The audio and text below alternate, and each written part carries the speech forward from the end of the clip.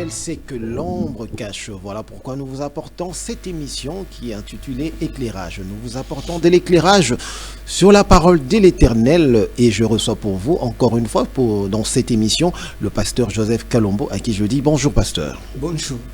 Toujours un plaisir de vous recevoir sur ce plateau. Vous nous apportez des thèmes, de sujets, de l'enseignement sur la parole de l'Éternel et ça nous bénit, ça nous éclaire et nous sommes toujours contents de vous voir sur ce plateau. Alors pasteur, comment s'est passée votre semaine? La semaine, nous pouvons dire que le Seigneur nous a secourus, le Seigneur nous a protégés pendant la semaine et nous sommes heureux d'être devant le peuple de Dieu. Gloire au Seigneur, parce que c'est lui le maître de temps et des circonstances, c'est lui qui nous donne le souffle de vie. Et aujourd'hui, nous allons continuer, bien évidemment, je crois que le pasteur ne va pas me contredire, avec le thème d'où nous avons commencé déjà il y a quelque temps, la prophétie et le prophète, ou le prophète et la prophétie. Et aujourd'hui, je crois que nous allons continuer sur l'avenir. Tout à fait, tout à fait. Aujourd'hui, nous allons continuer, nous sommes dans la continuité de notre message intitulé « Le prophète et la prophétie ». Nous avons déjà parlé en long et en large sur le prophète. Nous sommes maintenant dans la phase de la prophétie. Nous avons entamé la prophétie, nous avons déjà parlé du passé, du présent. Pour le moment, nous sommes dans le futur. Très bien. Pasteur, nous allons faire comme d'habitude. Vous allez nous conduire dans une courte prière avec nos téléspectateurs et nous allons vous écouter tout juste après. Nous demandons les bien-aimés qui sont dissimulés à travers le monde de prendre la position de la prière. Nous allons prier. Mon Seigneur, c'est toi qui es au-dessus de toutes choses. La Bible déclare que les hommes ont parlé de ta part, mais poussés par l'Esprit de Dieu. Nous voulons que l'Esprit qui était sur Daniel, qui était sur Joseph, qui était sur Michaël, puisse se reposer sur notre modeste personne, afin que nous puissions annoncer ta parole. Je m'oppose contre les forces dérivées, je le renvoie dans le lieu aride, rien que ta présence, du début jusqu'à la fin. Nous t'avons ainsi prié au nom du Seigneur Jésus-Christ. Nous disons Amen. Amen. Prenez votre Bible à côté, un carnet à côté. Le numéro est affiché. Si vous avez des questions ou vous voulez rencontrer le pasteur, vous pourrez toujours intervenir ou appeler. Alors, pasteur, nous vous écoutons. Nous sommes, comme nous l'avons annoncé, dans la continuité de notre message, le prophète et la prophétie. Nous sommes en train de parler de la prophétie. Nous avons dit que nous allons parler sur 3 paliers. Le premier palier, c'était le passé. Nous avons parlé en long et en large. On ne va pas faire un marche en arrière. Nous avons parlé du présent et maintenant nous sommes dans le futur. Le futur, le message le plus important, c'est la rencontre de l'époux et de l'épouse. Nous avons commencé ça la séance passée. Nous sommes dans cette continuité. Nous voulons que les bien-aimés puissent saisir et comprendre, parce que je vis avec nous même ici, je vis un monsieur, on a mis sa photo dans des panneaux pour dire que c'est la seconde venue du Seigneur. On est en train de comparer un humain qui s'est dit que c'est lui qui est Jésus-Christ. En fait, c'est pour cela que nous voulons éclairer les bien-aimés, qu'ils ne soient pas dans l'ignorance, dans la confusion la plus totale. Bientôt, il y aura l'enlèvement de l'Église. Bientôt, il y aura la rencontre de l'époux et de l'épouse. Nous avons dit que la rencontre va se dérouler non à Massina, non à Paris, non à Jérusalem, c'est dans le désert. Il faut que les gens puissent retenir cet élément, que la rencontre du Seigneur avec son peuple, avec son épouse, ça ne sera pas à New York, ni à Jérusalem, mais ça sera dans le désert. Mais cette rencontre, ça sera une rencontre sélective, soudaine et secrète. Il y a 3 éléments essentiels qui caractérisent la rencontre de l'époux avec l'épouse. L'épouse que je suis en train de parler, c'est toi et moi. les gens, les gentils, mais qui se sont donnés au Seigneur, qui ont cru au message du salut, qui sont régénérés, nés de nouveau, en ce moment-là, ils font partie, n'est-ce pas, de la catégorie de ceux qui vont rencontrer le Seigneur dans les airs. C'est pour cela que nous disons que la rencontre sera sélective. Ce n'est pas moi, ce n'est pas mon raisonnement, c'est la parole de Dieu qui nous confirme ça. Ça sera sélectif. Ce n'est pas tout le monde. Parce qu'il y a l'ange qui dit, mais il avait promis et ça fait bon bout de temps, et depuis 2000 ans. Non, effectivement, il y a une catégorie. C'est cette catégorie-là que le Seigneur est en train de préparer. C'est pourquoi on parle de la préparation de l'épouse. On prépare l'épouse avec la parole de Dieu qui constitue la nourriture, qui constitue l'eau qui doit laver la femme pour que la femme soit propre. Deuxièmement, il y a le parfum. Le parfum, ce sont des prières de saints. Ce n'est pas moi qui l'ai dit, c'est la parole de Dieu. La femme doit être parfumée pour rencontrer, n'est-ce pas, le mari du vin. Et l'autre élément, ce sont les habits. La Bible nous dit que la femme sera revêtue d'un fin lin. L'habillement qu'on est en train de parler, ce sont des œuvres justes de saints. Et enfin, on dit que la femme aura la lampe. Pourquoi? Parce que le Seigneur ne viendra pas pendant les jours, il viendra pendant la nuit. Et la nuit, c'est le moment des sommeils. Le moment où les gens sont réellement endormis, ils sont dans les œuvres qui ne sont pas dites normales. La Bible nous dit que c'est au milieu de la nuit qu'on va crier, voici l'époux. Nous avons donné les livres de Matthieu 25, 1 jusqu'à 6. Pour les bien-aimés, ils peuvent aller lire ça.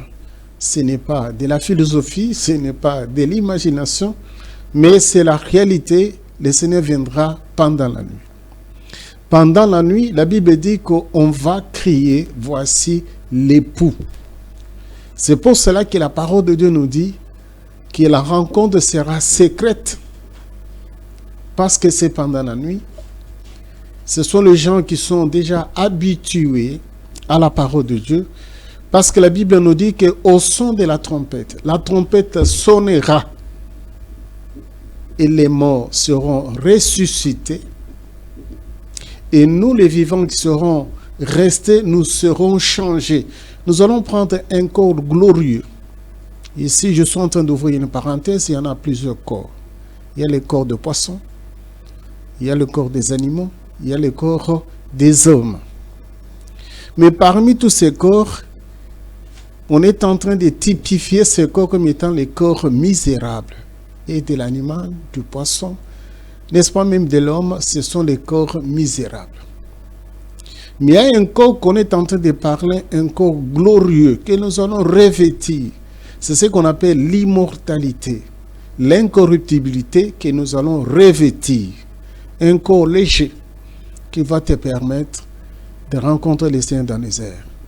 Il y en a ceux qui sont dans le monde des ténèbres qui appellent ce corps astral. Mais il y a des magies, il y a des formules qu'eux utilisent pour prendre ce corps-là, pour voler. C'est ce qu'utilisent beaucoup de sorciers, beaucoup de magiciens. Hein? Ils se doublent, ils sortent de leur corps. Donc, comme j'ai suivi un autre faux prophète, un autre magicien qui disait, j'étais sorti dans mon corps, je suis allé rencontrer les gens à Abidjan, j'ai suivi même quelqu'un jusqu'à Paris. Non, il est en train de dire des choses qui ne sont pas du tout normales. C'est de la sorcellerie. Mais en fait, le corps que nous allons revêtir dans le futur, c'est un corps glorieux. Ce n'est pas moi qui l'ai dit. Un corps qui va nous permettre d'être légers, d'aller rencontrer le Seigneur.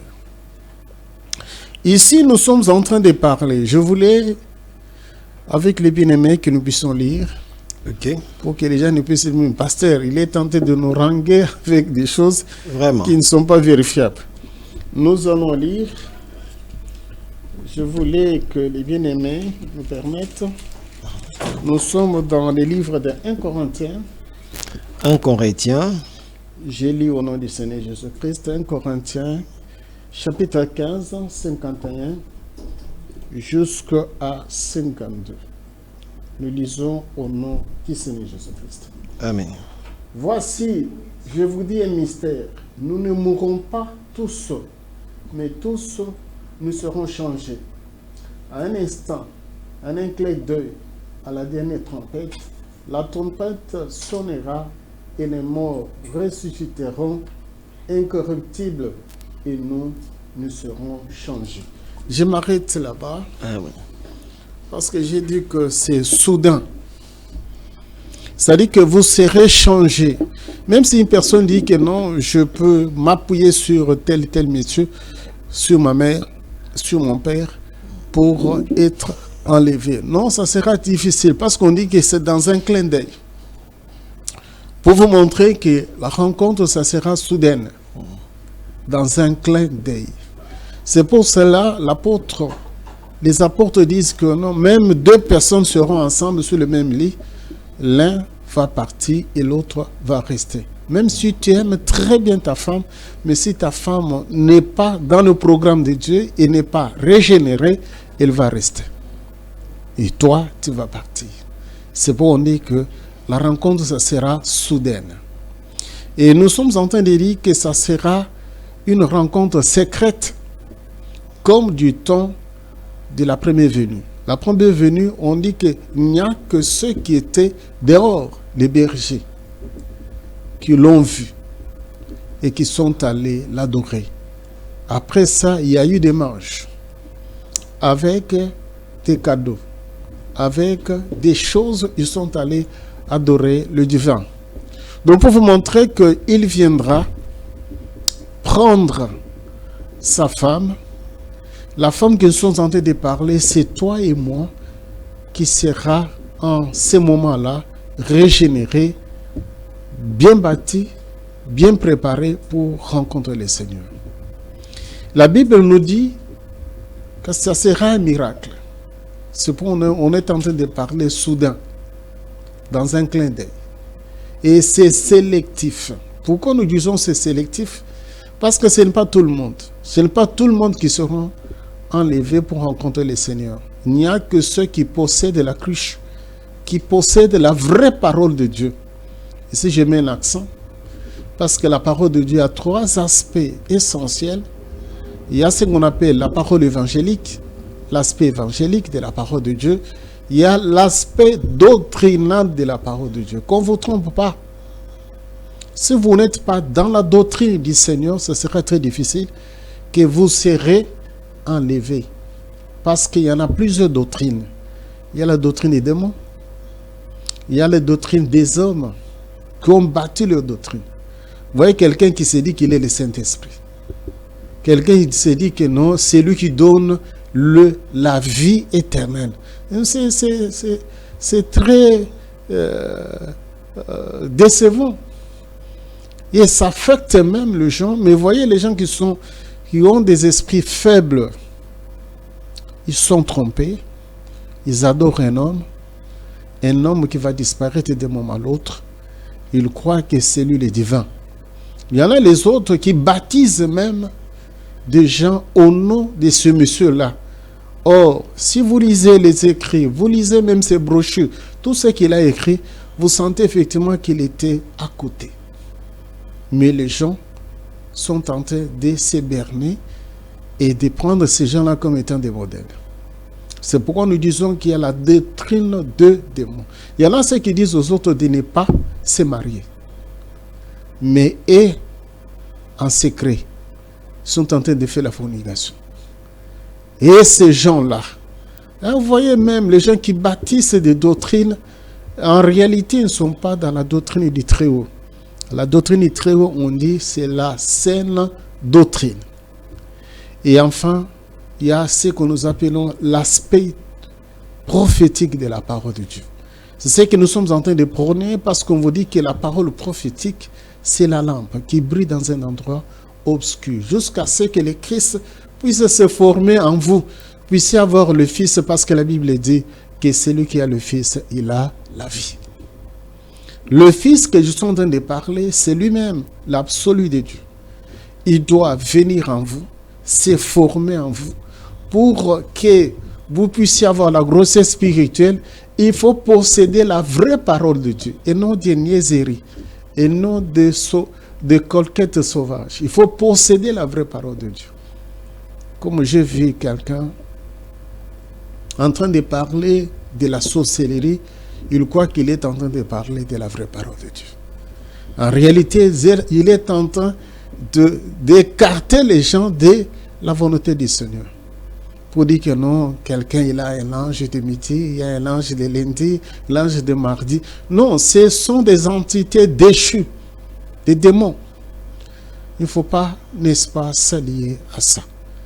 En fait, lorsque la femme est enlevée et la femme croise le Seigneur va amener la femme dans la chambre royale, dans la maison royale, dans la chambre ou bien dans la salle de festin. C'est là où nous allons parler qu'il va accueillir la femme, il va organiser la fête en honneur de la femme. Et cette fête, la Bible parle de festin des noces de l'agneau. Je voulais que nous puissions lire avec les bien-aimés. Allez-y, pasteur, éclairez-nous. Nous sommes pratiquement dans les livres de... Nous sommes dans les livres de Apocalypse. Le livre d'Apocalypse. 19. Apocalypse 19. Je lis pour les bien-aimés. Amen. Nous sommes au verset 7e. Voilà ce que dit la parole de Dieu. Réjouissons-nous, soyons dans l'allégresse et donnons-lui gloire, car les noces de l'agneau sont venues. Son épouse s'est préparée et lui a été donné de ses vêtures d'un fin lin éclatant pur, car le fin lin, ce sont les œuvres justes de saint. Je m'arrête un peu là-bas. Lorsqu'on parle du festin que le Christ va organiser à l'honneur de la femme, ce n'est pas sur terre, c'est dans les airs. Après avoir rencontré la femme, et amené cette femme, n'est-ce pas, dans la chambre royale, dans la salle de fête. Et la Bible nous dit que cette fête, il n'y a que la femme elle-même, plus les invités, plus les amis de l'époux. Ici, je mets un accent particulier. Il y a deux catégories. Il y a ce qu'on appelle l'épouse. L'épouse, il est composé de gentils régénérés et des juifs régénérés. C'est ce qui constitue la classe même, n'est-ce pas, des sacrificateurs. L'image de 24 vieillards qui sont assis tout autour du trône. Parce qu'on dit qu'il est le souverain sacrificateur, il sera entouré, n'est-ce pas, des sacrificateurs. Mais la Bible nous dit que le Christ, il a des amis, des invités. Des amis qu'on est en train de parler ici, il y en a aussi deux catégories. Il y a les amis qu'on est en train de parler, qui sont typifiés comme étant des messagers qu'il avait envoyés. Nous avons Moïse, nous avons Élie, bien sûr qui sont devant le Seigneur, et ce n'est pas l'épouse. Ils constituent ce que nous appelons des chandeliers, ou bien des oliviers, qui sont devant le Seigneur. Il y en a deux. Même si je prêche, même si je prophétise, je ne suis pas de la race de Moïse. Je ne suis pas de la race, n'est-ce pas, d'Élie. Élie, la Bible nous dit qu'il est le chandelier, il est le témoin, il est l'olivier. Ce n'est pas pour rien que sur le mont de transfiguration, les apôtres, ils avaient vu Moïse et Élie être ensemble avec le Christ. On a dit que mais celui qui était au milieu, c'est lui l'absolu, c'est lui l'amour parfait. Donc les deux éléments-là typifient l'espérance et la foi. Mais l'amour, on dit qu'il y a trois choses essentielles. Il y a l'amour, il y a l'espérance, il y a la foi. Donc les deux personnes-là, typifiées, régorgées de deux caractères qui sont en train de parler. C'est pour cela que les gens font de l'amalgame. Ils se comparent à Moïse, ils se comparent à Élie. Non, Élie, ils sont des invités de l'époux. Après cela, il y a ce qu'on appelle les patriarches. Parce que la Bible dit que Israël constitue l'horloge de Dieu. Abraham, il était et il est celui la tige, celui les racines plutôt. Abraham constitue ce qu'on appelle racine. Tous les humains sont bénis en Abraham. Il ne faut pas que quelqu'un puisse, n'est-ce pas, vous distraire, vous dire que non, Dieu de tel. Moi aussi, je suis Dieu de tel. Non, non. Ça devient de la confusion. Comme j'avais vu un monsieur là, ils sont en train de parler pour le peuple congolais. Ça fait très mal. Dans ces pays, nous avons eu des personnes qui se sont déclarées être des divins. Il y a eu Kadima qui disait que lui, il est le Fils de Dieu. Et Jésus, lorsqu'il était venu sur terre, il n'avait pas annoncé. Mais c'est de la folie. Après cela, il y a eu une personne aussi qui s'est nommée comme étant Dieu en chair. On dit Moukouna, Dieu mal compris. Il est déjà décédé, il est parti. Mais nous, nous sommes restés, nous prêchons celui qui est vivant, celui qui est assis sur le trône de la grâce. Et c'est lui le Rédempteur, c'est lui qui donne le salut. Après ça, il y a eu un autre monsieur qui s'est déclaré être le Saint-Esprit. Non, c'est de la folie. Et Balembong, il est déjà parti.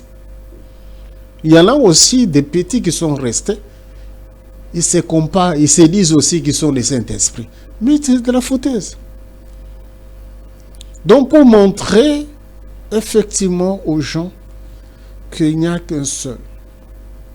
Un seul. Et c'est celui-là qui va organiser le festin. C'est que nous disons le festin des noces de la nuit. Et lorsqu'il va organiser, c'est à l'honneur de la femme. Mais il y a les invités. Parmi la catégorie des invités, il y a ce que nous appelons des patriarches. Il y a Abraham, qui constitue des racines. Parce que le Christ, il est la tige. Et nous, nous sommes les membres. Ça, je renvoie bien aimé dans les livres de Romains. On est en train de détailler. Ça, c'est l'apôtre Paul qui dit, ne croyez pas que Dieu a rejeté son peuple. C'est pour un temps. Parce que vous êtes des oliviers sauvages. Mais par contre, Israël constitue ce qu'on appelle l'olivier naturel. Et si j'entends dire aux gens, Israël, c'est ça l'horloge de Dieu. Tout était béni en Abraham, celui le patriarche. Abraham, il a engendré Isaac. Isaac, il a engendré Jacob. Ce sont les invités de l'époux. Ils seront avec nous, n'est-ce pas, dans les airs. Ils seront avec nous dans la chambre, dans la salle de fête, pour fêter ensemble. Ici, je ne sais pas ce que nous allons manger, parce que c'est ce que dit la Bible. Mais Dieu, il est multisystème. La parole de Dieu nous montre qu'il a envoyé à Élie le Tibichite, qui était dans le torrent, le repas. Et c'était le corbeau qui le servait. Pour vous montrer que s'il est capable de nourrir une personne avec le repas venant du ciel, ça dit qu'au ciel, il y a aussi les mets qu'il a préparés.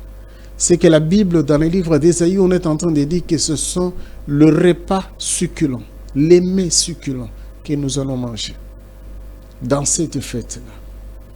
Et à la fin, il va couronner la femme. Ici, je suis en train de parler de couronne de vie. Ici, je voulais que les bien-aimés nous permettent. Allez-y, pasteur, éclairez-nous avec la parole. Nous allons lire 1 Corinthiens 9, 25 jusqu'à 27. 1 Corinthiens 9, 25 jusqu'à 27. Oh, oui. Nous voulons que les bien-aimés puissent prêter attention. Nous allons lire. Je suis dans les livres de 1 Corinthiens. 1 Corinthiens 9, 25 je descends. Tous ceux qui combattent s'imposent toute espèce d'abstinence. Ils le font pour obtenir une couronne corruptible. Mais nous le faisons pour une couronne incorruptible. Moi donc, je cours, non pas comme à l'aventure, je frappe, non pas comme battant en l'air, mais je traite durement mon corps. Je le tiens assujetti, de peur d'être moi-même désapprouvé après avoir prêché aux autres. Amen. Je m'arrête un peu là-bas. Ici, l'apôtre Paul, il est en train de comparer les choses spirituelles avec les choses humaines.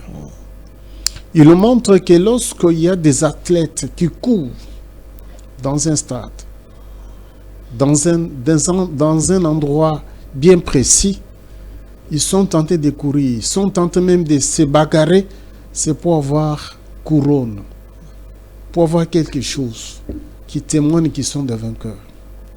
Et la Bible nous dit que nous, lorsque nous serons enlevés, la couronne que je suis en train de parler, Christ ne donnera pas ça sur terre. Que les gens ne se trompent pas. C'est pour cela que la Bible dit qu'il y a 24 veillards qui sont assis sur les 24 trônes, mais couronnés. Et la Bible va plus loin. Il nous montre qu'il a vu des multitudes de personnes, de toutes langues, avec des palmes d'or, mais qui ne sont pas couronnés, revêtus en blanc. C'est-à-dire qu'il y a deux systèmes, ou bien deux choses différentes. Tu peux être sauvé, mais non couronné. Ici, on nous montre les gens qui sont sauvés, mais couronnés. Et la Bible nous dit que pour avoir couronne, il faut que tes œuvres soient bonnes. Il faut présenter les œuvres. Et le très haut ne va pas récompenser les gens sur terre. Il va le récompenser, n'est-ce pas, dans les airs, dans la chambre royale, au cours des repas que nous appelons le festin des noces de l'agneau. C'est là où il va donner les couronnes.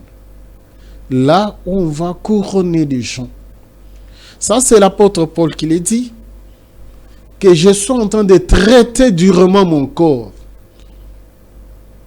Traiter durement le corps. Bien aimé, les choses de Dieu, ce n'est pas facile. Hein? Les gens croient que c'est facile. Il faut traiter durement le corps pour espérer être enlevé, être dans la chambre, participer au repas et être couronné. Ce n'est pas facile. C'est pour vous voyez même un pasteur qui dit que non, hein, la grâce c'est autre chose.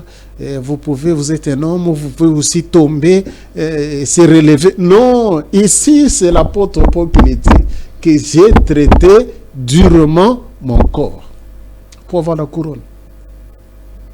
Il faut s'imposer, n'est-ce pas, l'abstinence de certaines choses pour espérer être enlevé, être recueilli, être conduit dans la chambre royale, dans la salle de fête, pour voir Abraham, pour voir Isaac, pour voir tout ce monde-là et voir le Seigneur lui-même. Donc, il faut traiter durement les corps. C'est ça la grande prophétie. On vous demande de traiter durement les corps. On vous dit qu'il faut le rencontrer. On vous dit qu'il est parti préparer un bon endroit. Il est parti à préparer un festin. C'est ce qu'on appelle les festins des noces de l'agneau. Ici, je voulais ouvrir une parenthèse. Il y en a deux. Le festin des noces de l'agneau. Il y a aussi le festin de Dieu. C'est différent. Et là, nous allons entrer en profondeur lorsque nous allons parler de la bataille d'Armageddon. C'est là où on va parler des festins de Dieu, qui sont les invités. La Bible nous dit que le Christ, l'Éternel des armées, dans la suite du temps, il a déjà préparé aussi une autre catégorie, n'est-ce pas, des invités. Ici, ce sont des oiseaux de proie qui vont manger la chair des sorciers, des magiciens, des féticheurs, tous ces mondes-là, la Bible nous dit qu'il y aura les carnages. Il y aura un festin de Dieu. Il va organiser à l'honneur des oiseaux de proie. Je cite seulement des oiseaux de proie. Il y a ce qu'on appelle les pélicans. Il y a ce qu'on appelle l'aigle. Les deux là, ils mangent la chair avec du sang. Ils boivent aussi le sang. La Bible nous dit qu'ils seront des invités de l'Éternel. Après avoir organisé le premier festin, le premier festin, c'est pour récompenser les gens, ceux qui ont traité durement les corps, ceux qui ont aimé l'avènement du Seigneur.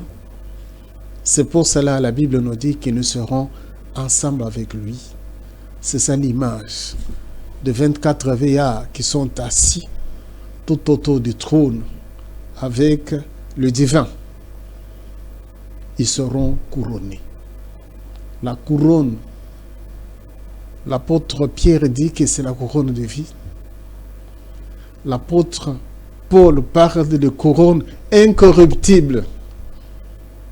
Il y a aussi les bien-aimés, Jacques aussi qui parle de ça d'une autre manière. Et Jean qui était le dernier prophète, qui était dans l'île de Patmos, qui nous promet qu'on va donner aussi la couronne. Je voulais lire.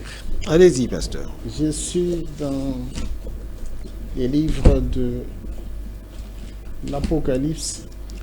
Le livre d'Apocalypse. Que les bien-aimés permettent que nous puissions lire. Nous sommes Apocalypse 2. Apocalypse 2. Je vais lire.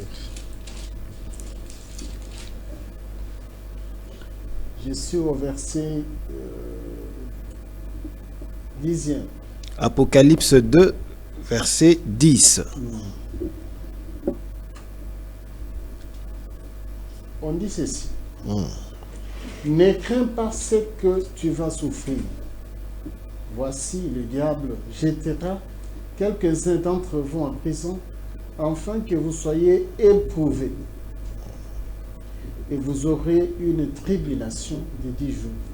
Sois fidèle jusqu'à la mort. Je te donnerai la couronne de vie.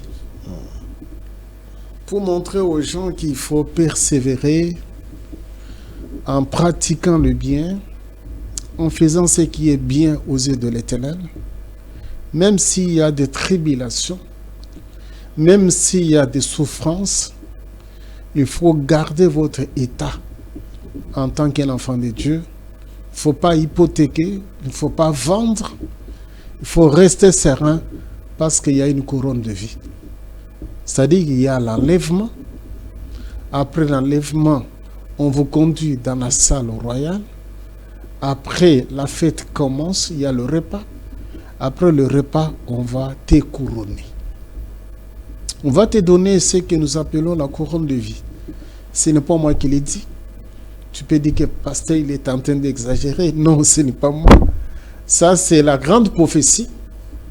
Parce que Jean, qui était dans l'île de Patmos, il était en même temps le dernier, le tout dernier, n'est-ce pas, des apôtres, mais il était aussi un prophète. Parce qu'il a vu. Nous avons tout au début dire que ce qui caractérise un prophète, il a la vision, il y a l'ouïe, il y a les toucher, et il voit, il contemple. C'est comme le bien-aimé ici, il a vu les choses à venir. Il a vu qu'on va distribuer aux gens, on va donner ce que nous appelons la couronne de vie à ceux qui vont réellement traiter durement les corps, ils seront récompensés. Bien aimés, nous sommes en train de prêcher la parole de Dieu. Aujourd'hui, quelqu'un peut se moquer de nous. Quelqu'un peut dire n'importe quoi. Mais nous restons sereins. Nous respectons le Christ. Nous respectons sa parole. Nous savons que nous pouvons avoir des tribulations. Nous pouvons souffrir à cause de l'évangile. Mais on nous dit de rester fidèles. Parce qu'il y a la couronne. Il va nous couronner. Il va donner la couronne de vie. Et cette couronne, c'est ça l'image de 24 veillards qui sont assis. Bien aimé, il faut préférer que ce jour-là, que tu sois aussi de la partie, que tu puisses aussi te reposer. Oh bien aimé, je suis en train d'ouvrir une parenthèse. Il y a ce qu'on appelle le repos de Dieu. C'est reposer de ses œuvres. C'est reposer, n'est-ce pas, du parcours. Parce que l'apôtre Paul, c'est lui qui nous dit qu'il est pressé de partir. Parce qu'il a achevé la course. Il y a la couronne qui l'attend. Et cette couronne, c'est la couronne de vie. Que Jean qui était dans l'île de Patmos, Jean qui était le tout dernier, qu'il était ravi en esprit, le Seigneur l'a montré les choses à venir, les choses passées, les choses présentes. C'est lui qui a présenté, n'est-ce pas, la globalité, n'est-ce pas, de la prophétie. Et c'est lui qui nous a montré effectivement que telle prophétie va se réaliser. C'est lui. C'est lui. Et ici, nous sommes en train de parler de la couronne de vie. Bien aimé, nous résumons ce que nous sommes en train, n'est-ce pas, de transmettre aux enfants de Dieu. La grande prophétie à venir, c'est la rencontre de l'époux avec l'épouse. Retenez que ça sera soudain. Cette rencontre, ça sera soudaine. Retenez que ça sera secrète. Retenez que cette rencontre, ça sera sélective. Pourquoi nous sommes en train de dire que ça sera secrète? Il y en a ceux qui possèdent la parole de Dieu dans sa totalité.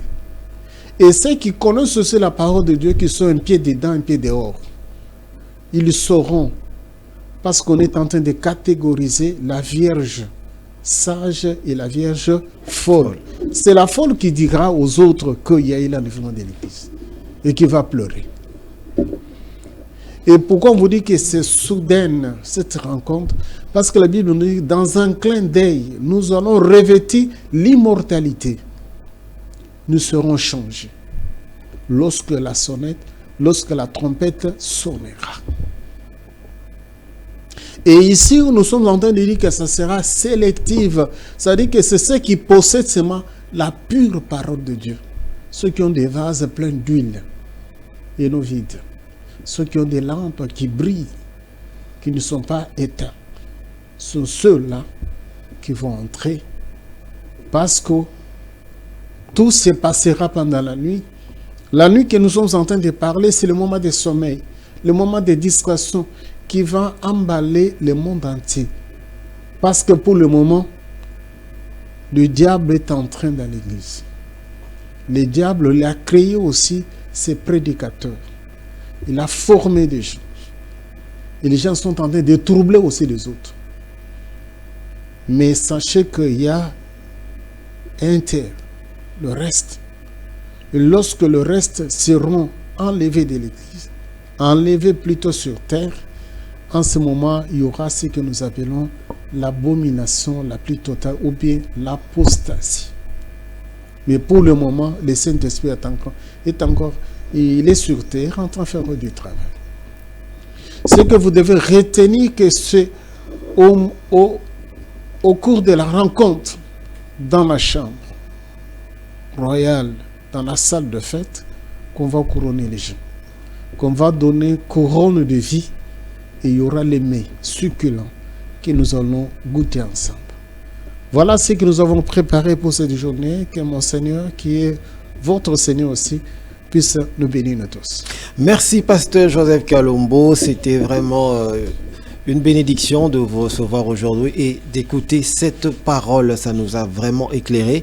Et j'espère que les téléspectateurs aussi sont vraiment bénis par rapport à ça. Alors, pasteur Joseph, nous allons vous poser quand même une question par rapport à tout ce que vous nous avez prêché, tout ce que vous nous avez dit, appuyé sur la Bible. On allait savoir, le fait d'accepter Jésus-Christ comme Seigneur et Sauveur, cela ne suffit pas pour gagner le royaume des cieux. Il faudrait-il encore traiter durement son corps? Et nous ajoutons en plus, et cette grâce que nous avons reçue, à quoi nous sert cette grâce? Je voulais éclairer les bien-aimés. La grâce n'autorise pas de faire des péchés. Parce que les gens sont en train de faire de l'amalgame. Mais souvent on dit c'est le temps de la grâce, le temps de la grâce, donc presque tout est permis. Le temps de la grâce ne dit pas que vous devez rester dans les niaiseries. Vous devez vous salir. Vous devez commettre des péchés volontairement. Non. Le temps de la grâce, ça veut dire quoi? Que le Seigneur est en train de te pardonner pour les actes que tu avais déjà commis dans le passé. Parce que si nous regardons nos passés, nous pouvons dire que nous ne sommes pas dignes. Même de parler du Seigneur. Parce que nous sommes des humains. Mais le Seigneur fait fi de tout ce que vous avez fait dans le passé. Il te considère comme étant une nouvelle créature. Parce que tu as accepté sa parole. Mais vous devez marcher conformément à cette parole-là. Vous devez obtempérer et mettre cette parole en pratique. Et non rentrer comme le cochon, comme le porc, dans des niaiseries encore. Quelqu'un qui connaît que le Seigneur a interdit telle pratique. Je suivi un pasteur là. Je l'appelle pasteur par politesse. Mais en réalité, il n'est pas pasteur. Il dit quoi? Que j'étais magicien. Que j'étais franc-maçon. J'ai touché à la sorcellerie. Mais tout ce qu'il est en train de dire, si vous suivez son parcours, ce qu'il fait dans son église, vous sentez qu'il n'est pas encore sorti même de la sorcellerie. Il est toujours dans la sorcellerie. Alors, un tel monsieur ne verra pas le Seigneur. Je donne un exemple. Je suis arrivé dans une église, on priait, et il y a eu une femme qui a accepté le Seigneur. La femme qui a reconnu qu'elle est sorcière. Nous, on a cru que la femme a abandonné la sorcellerie. Mais de près, on constate que la femme est en train encore d'ensorceler les gens au sein de l'église. Donc vous croyez que cette femme verra le Seigneur, elle ne verra pas le Seigneur. Parce qu'il est toujours dans ses pratiques diaboliques. Il n'a pas abandonné. Ici, lorsqu'on parle de la grâce, ça dit que vous étiez dans les pratiques diaboliques et le Seigneur vous a fait grâce. Vous êtes venu à la lumière, restez dans la lumière. Ne rentrez pas encore dans les niaiseries pour dire que non, la grâce va toujours te sauver. Non. Le Seigneur t'a pardonné, le Seigneur il t'a considéré, mais marchez maintenant selon ses préceptes. Commencez à traiter durement. Pourquoi l'apôtre Paul utilise ces termes « j'ai traité durement le corps ». Le corps a ses passions. Le corps peut te dire que non, il fait très chaud, il faut enlever les habits, il faut se détendre. Mais en tant que l'homme de Dieu, tu vas dire que non, si je me laisse nu, ce n'est pas bien. Vraiment. Quoi qu'il y ait la chaleur, je dois porter, n'est-ce pas, l'habit.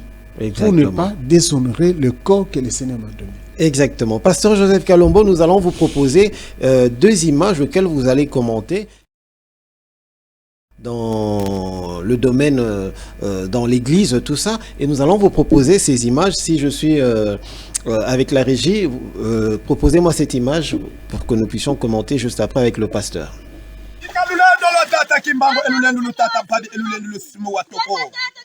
Munankum akumanweri bamba ya yanzinga bika zingula yo zingula zindono wa zingula zimfumu chukweni tata kaboto busukole besenzako bika yenge dazintuma eyenge dazimbasi mvangi mpungu tulendo ngeyimfa tulendo bika tata masivi elulendo bika tata mena monika botu bele kitino lunungu nungi sayaza kaboto bunungi sibesenzako tata yitala la emonikisa botu bele kitine mavanga bika lulendo lunzala mpanda elulendo lusimu watoko bika tata luna yala botu bele kitine mavanga supari masie vraiment montono diba ba tata bika bijitala la jana kuna siangatu kuna kukala lu babantu kuna sola kwa kuna tangu bika ya imba sensua tata songa lulendo ya songa masivi tata bukatambo ne bukate milangu bika lunungu ya masivi mena monika Bika nkembu wa setata unayala. Ululeno. Bika lulendo lo tata.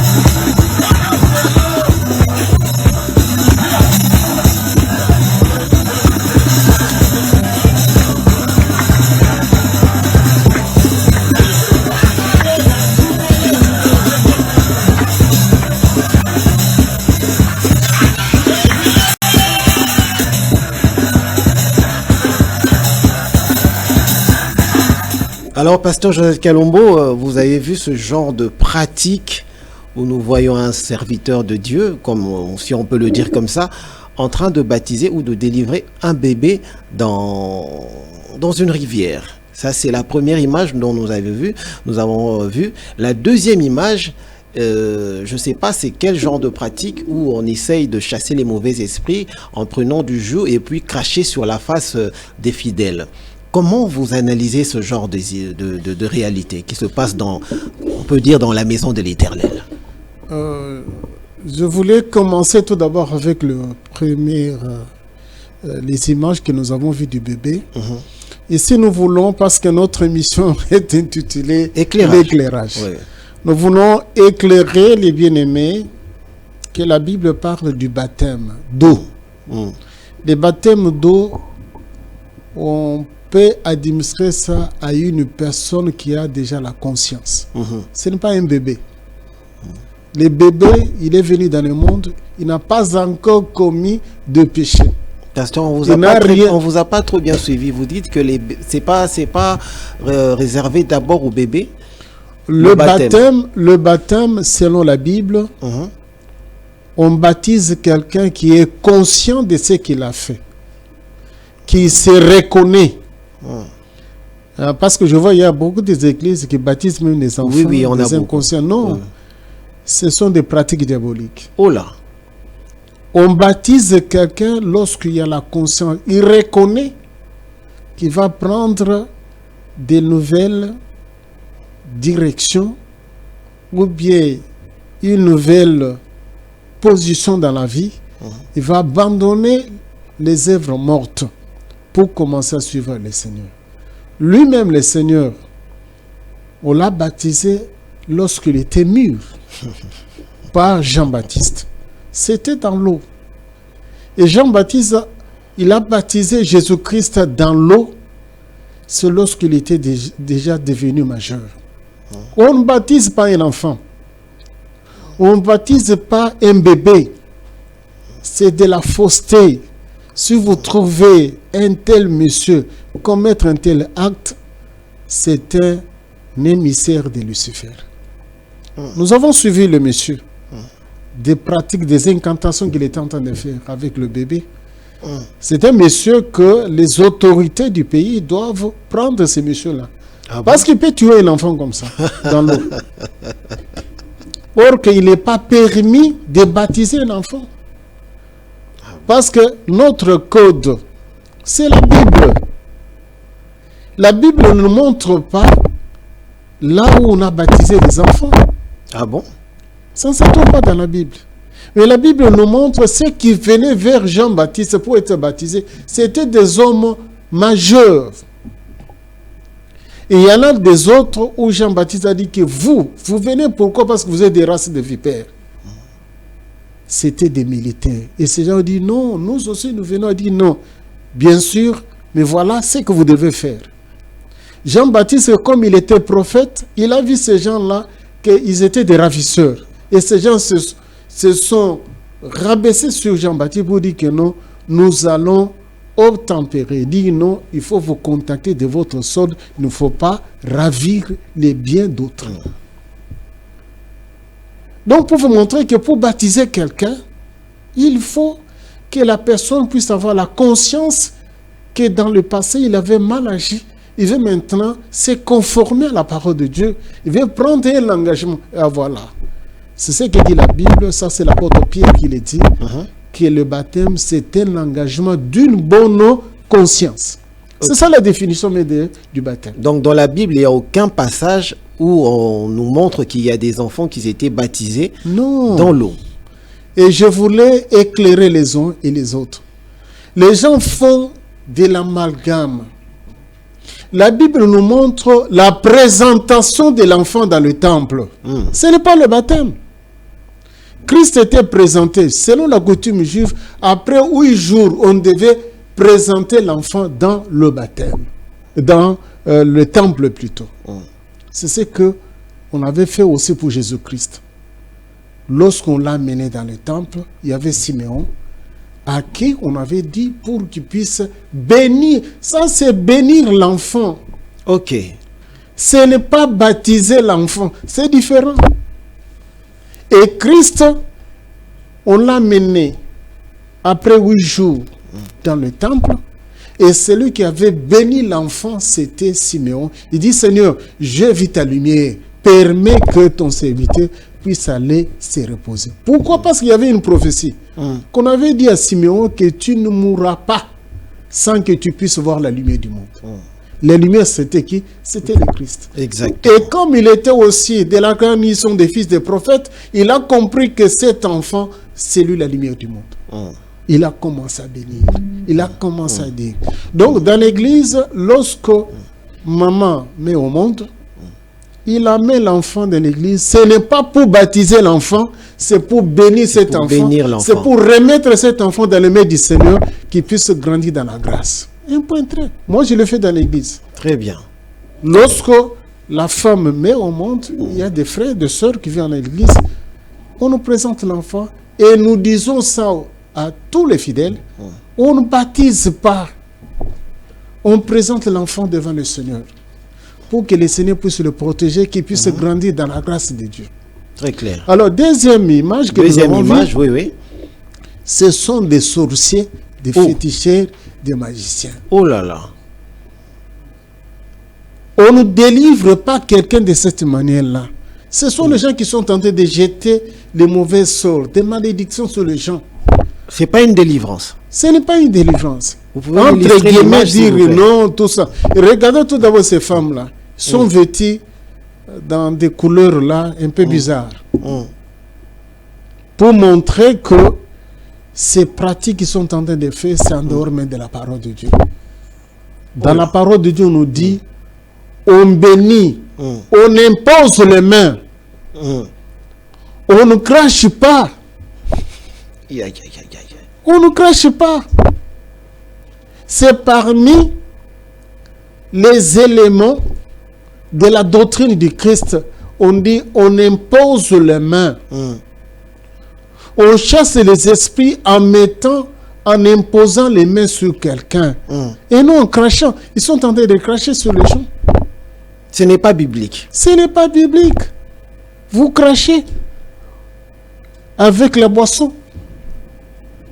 Ils sont en train de transmettre des malédictions. Oh là. Ils sont en train de transmettre, n'est-ce pas, des niaiseries aux gens. Et vous voyez que c'est une femme. Or que nous avons dit autrefois que la femme n'a pas la sémence. La sémence, c'est quoi? C'est la parole de Dieu. Cette femme, c'est une sorcière. Elle est en train d'embrouiller les autres. De les ensorceler aussi. Vraiment. Ils ne savent pas qu'ils sont déjà envoûtés. Ils croient qu'il y a une délivrance. Or qu'on est en train de les enfoncer réellement dans l'envoûtement la plus totale. Vraiment. Mon peuple périt par manque de connaissances. Merci, pasteur Joseph Kalombo.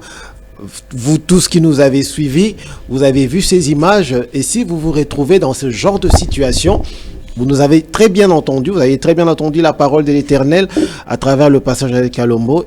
Vraiment, essayez de sortir dans ce genre de milieu. Et Sachez de bien traiter votre corps durement pour hériter le royaume de l'Éternel. Alors, c'en est fini pour ce numéro. C'était un plaisir de vous savoir nombreux chez vous, à la maison. Alors, Pasteur Joseph Kalombo, il y a un programme pour l'Église? Nous sommes en train de dire que nous sommes dans la continuité de notre message. Ceux qui veulent nous contacter, parce que c'est un message profond, ça peut nous prendre même 6 mois. Il y a beaucoup de choses à parler sur ça, sur la prophétie qui va se réaliser dans la suite du temps.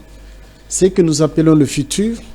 Aujourd'hui, nous avons parlé de la rencontre de l'époux et de l'épouse, les conséquences qui vont en découler, n'est-ce pas, de cette rencontre. Nous avons dit que vous serez couronnés, vous serez pris dans ce que nous appelons dans le royaume de sacrificateurs. Vous devez retenir ça. Et l'autre élément, nous demandons, bien-aimés, qu'ils puissent nous aider aussi à nous soutenir dans la prière, parce que si nous sommes en train de prêcher, c'est la vraie parole de Dieu. Nous avons des combats et nous savons que le Seigneur va vaincre et va nous donner toujours la protection. Que mon Seigneur vous bénisse. Merci, Pasteur Joseph Kalombo. C'en est fini pour ce numéro. Soutenez cette émission, soutenez le pasteur, soutenez l'œuvre de l'Éternel, car c'est une bonne chose. Alors, restez branchés au programme de Média Business Télévision et on se retrouve au prochain numéro. Au revoir.